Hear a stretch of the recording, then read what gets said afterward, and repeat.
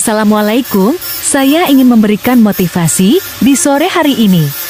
Diawali dengan satu pantun ya.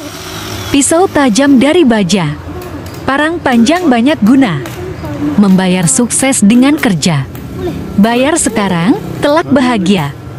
Di sela-sela lihat tukang las kerja, malah Razik minta uang jajan sama abahnya untuk beli bakso goreng, katanya. Pekerja keras tanpa lelah, teruslah berusaha, masa depan di sana tetamat cerah. Las adalah tindakan menyambung bisik dan sebagainya dengan cara membakar.